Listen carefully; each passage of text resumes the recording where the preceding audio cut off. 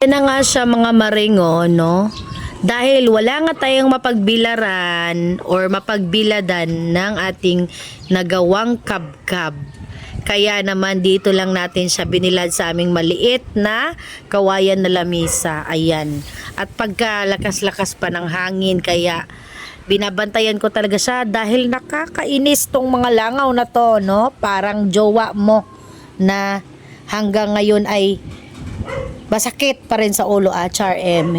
Ayan, nilagay ko sila dyan sa upuan yung iba. At nag-DIY kami ng pangdagan para hindi naman siya lumipad katulad ng mga pangako ng ex mo hanggang ngayon ay nasa ere at charot. Chares, ito lang yung panglaban ng ating mga langaw, no? Gaganyan-ganyanin lang natin sila, mga maring, at mawala na yan sila katulad ng ex mong hanggang paasa lang. Hanggang ngayon, hindi pa rin nagpapakita. Ayan, yan, no? Pinapatuyo ko lang sila konti, mga maring, dahil mamaya ay ilalagay na natin sila sa isang malaking tupperware. Tamang-tama na hindi sila magdidikit-dikit, no? Kasi bukas ulit yung second batch na pagbibilad sa kanila hanggang 3 days para tamang-tama yung lutong niya pag niluto ay masarap. At malutong na malutong talaga siya. Yan.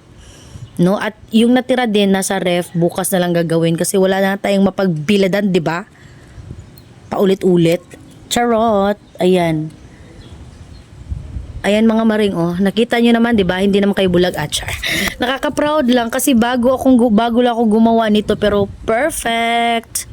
Yan, Dati kasi kumakain lang ako ng gawa ng nanay ko na made with love. Acharis. Oo nga naman, made with love sa mama ko, 'di ba? Yun lang mga maring at update sa luto nito. And ciao.